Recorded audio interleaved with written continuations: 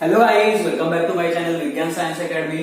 तर जसं की आपलं एक रोटेशनल मोशनची सिरीज चालू आहे, तर सिरीज मध्ये हा लेक्चर नंबर 9 आहे. एक प्लेलिस्ट आहे जे की ज्याच्यामध्ये अगोदरचे जे बेसिक कॉन्सेप्ट आहेत ते सर्व आपण कव्हर केले. सो रोटेशनल मोशन मध्ये जो लास्ट लेक्चरला आपण बघितलं होतं मुवमेंट ऑफ इनर्शिया, तर मुवमेंट ऑफ इनर्शिया बद्दल इथे एक डेरिव्हेशन आहे. Obtain an expression for movement of inertia I of a uniform disk.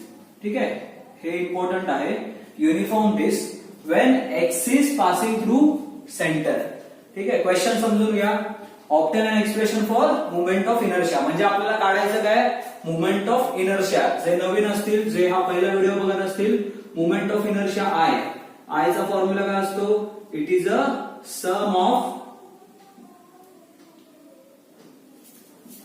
Product of masses and square of perpendicular distance. म्हणजेच काय, समजा एक रिजिड बॉडी आहे, एकदम क्विक रिव्हिजन करूया. एक रिजिड बॉडी आहे, त्या रिजिड बॉडीला जर एक एक्सिस ऑफ रोटेशन आहे आणि मी इथे कोणता तरी एक पार्टिकल घेतोय M1, तसाच M2 आणि इथे Mn. ह्याचा रेडियस आहे R1, ह्याचा आहे R2, ह्याचा आहे Rn.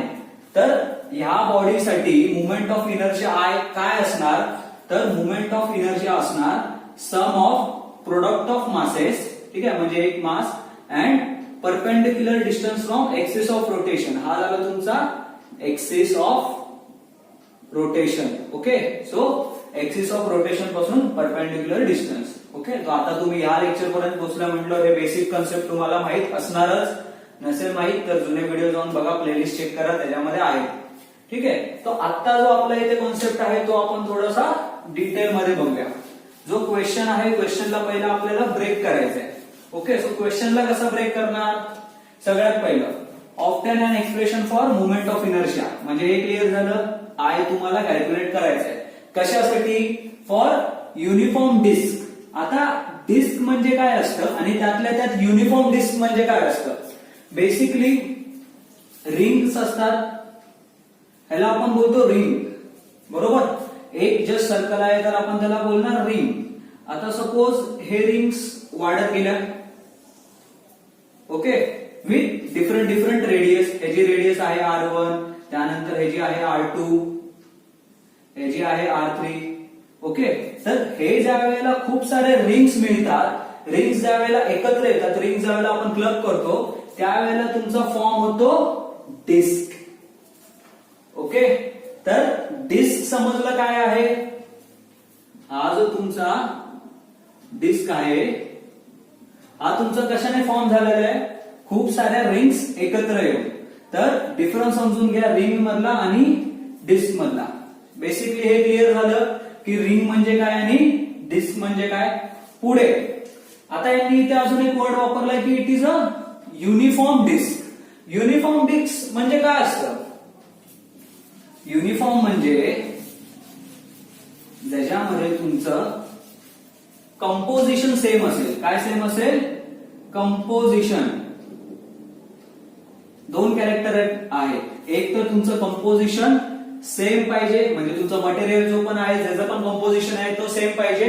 आणि सेकंड, मास पर युनिट एरिया, म्हणजेच त्याचं जे ही सरफेस डेन्सिटी असेल, सिग्मा ज्याला आपण बोलतो, सरफेस डेन्सिटी,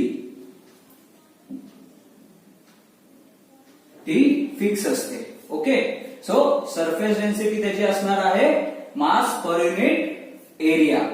तर एवढं समजलं तुम्हाला सरफेस डेन्सिटी म्हणजे काय. आता नॉर्मल डेन्सिटीचा फॉर्म्युला काय असतो?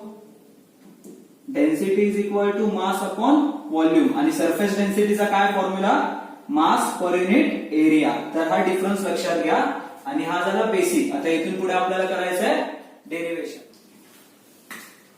सो आता आपण डेरिव्हेशन स्टार्ट करूया.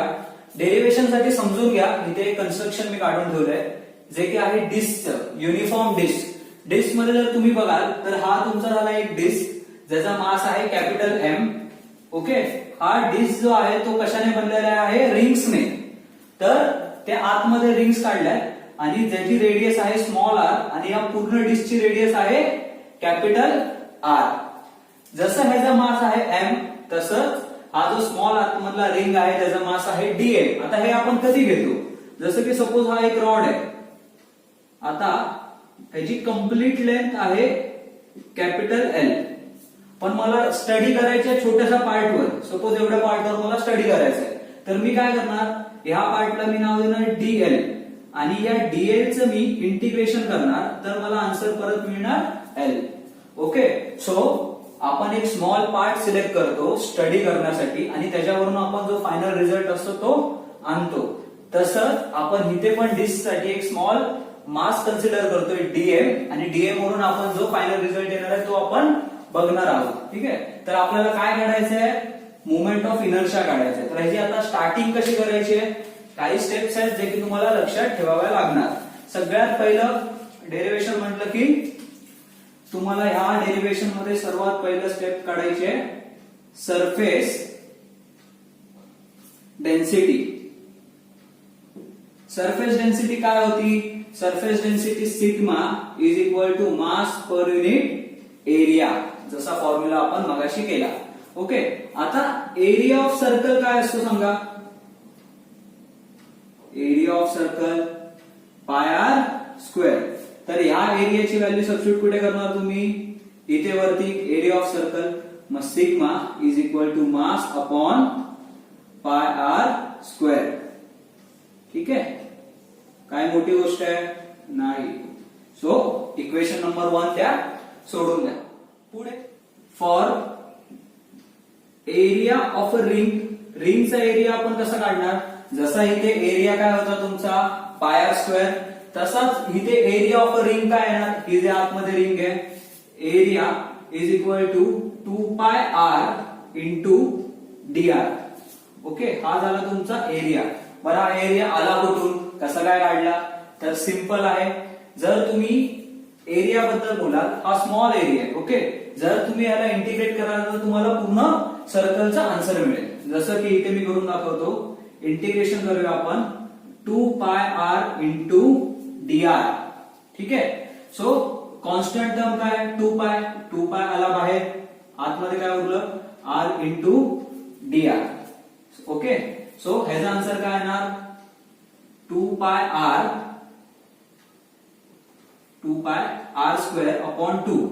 बरोबर, मग हा 2 गेट कॅन्सल. आन्सर काय आलं तुमचं पाय आर स्क्वेअर, म्हणजेच तुम्हाला फायनल आन्सर आलं पाय आर स्क्वेअर. म्हणून हा टर्म स्मॉल टर्म मध्ये बरोबर आहे. हे आपल्या इथे झालं व्हेरिफिकेशन. ठीक आहे, आता ज्यांना पण मॅथ्स नसेल त्यांच्यासाठी फॉर्म्युला असतो इंटिग्रेशनचा x raise to n into dx. तर ह्याचा आन्सर काय येतं x raise to n plus 1 upon n plus 1. इथे तीच केस आहे, इथे x च्या इथे r कन्सिडर केलाय. ओके, इथे करून दाखवतो, इंटिग्रेशन ऑफ r n च्या इथे 1. ठीक आहे, r raise to 1 into dr.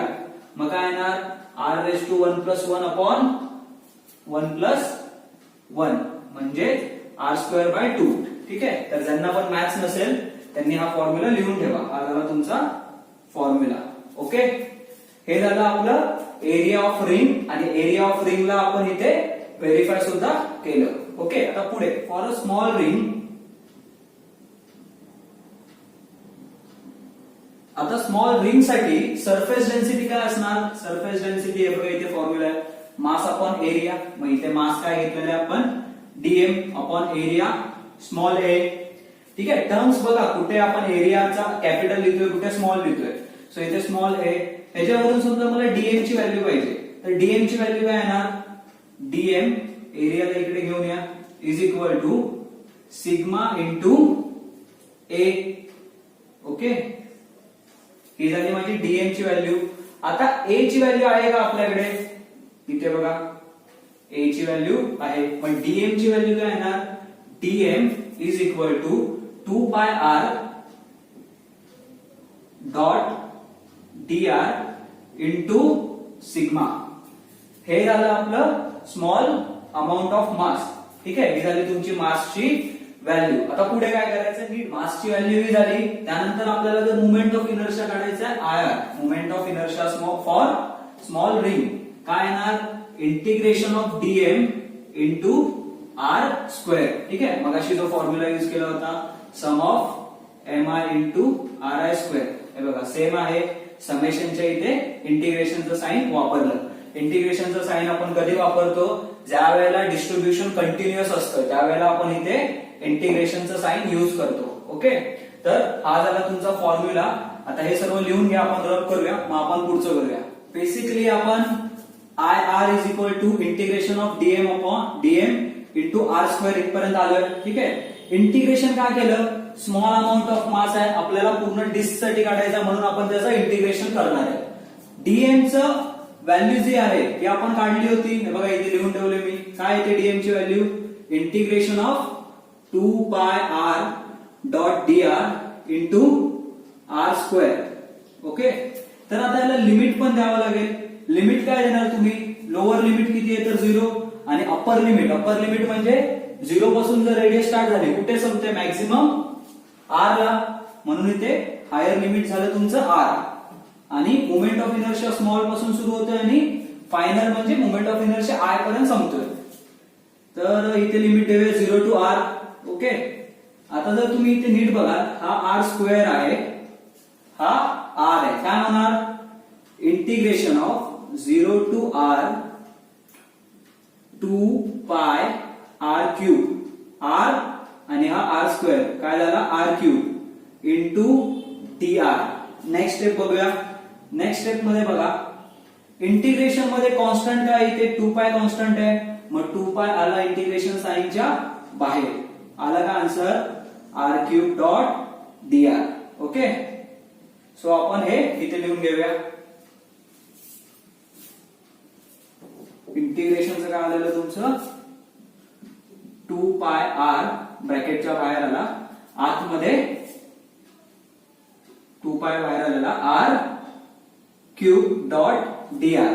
Okay, ह्याचं इंटिग्रेशन काय येणार, मगाचाच फॉर्म्युला एक्स रेस टू समजा एन आहे, काय तर n+1 अपॉन n+1. सो इथे जे आहे r रेस टू 3, आन्सर काय येणार आहे r raise to 4 upon 4. Okay, आता इथे जे लिमिट आहे 0 टू r ते टाकायचं, इथे परत लिमिट टाकायचं 0 टू r. ह्याला बोलतो आपण अप्पर लिमिट, ह्याला बोलतो आपण लोअर लिमिट. मग करतात काय 2 पाय, एकदा अप्पर टाकायचं इथे. ठीक आहे, capital r raise to 4 divided by 4 minus lower limit टाकायचं. लोअर लिमिट म्हणजे r च्या इथे 0 बाय 4. सो तसं पण हा टर्म निघून गेला. उरला काय तुमच्याकडे आन्सर काय आलं 2 pi r raise to 4 divided by 4. ठीक आहे, अजून कोणता तुमचा टर्म उरलेला आहे बघा, इथे कोणता तरी एक टर्म मिस आउट झाला. 2 पाय r dr आहे, इथे सिग्मा. सो इथे सिग्मा आला, इथे सिग्मा आला, इथे सिग्मा येणार बाहेर, सिग्मा कॉन्स्टंट आहे त्याच्यामुळे सिग्मा पण बाहेर येणार, इथे उरला सिग्मा. ओके, तर डेरिव्हेशन मध्ये कधी कधी असे टर्म्स राहिले तर ते पण शोधायचे, क्रॉस चेक करायचे कुठे आपलं काय बाकी आहे. तर तुमचं फायनल आन्सर काय आला, हा 2 गेला, हा 4 1/2 pi r raise to 4 into sigma. ठीक आहे, आता मला सांगा सिग्मा जो आहे, सिग्माची व्हॅल्यू काय इथे दिली बघा, sigma m upon pi r square. ही पण व्हॅल्यू आपण सबस्टिट्यूट करून घेऊया, हाफ पाय आर रेस टू 4 आणि इथे m upon pi r square. तर हा आर स्क्वेअर गेला, इथे गेला, इथे काय उरलं आर रेस टू 2, हा पाय कॅन्सल, हा पाय कॅन्सल, म्हणजे half m r square. So movement of inertia of a disc काय आलं तुमचं answer, half of m r square. So basically हे डेरिव्हेशन खूप जास्त इझी आहे, एकदा रिवाइज करा. जर नाही समजलं तर परत कमेंट मध्ये विचारा, मी ट्राय करेन परत घ्यायचं. ओके, सो एकदा बघा, चेक करा कसं आपण केलंय.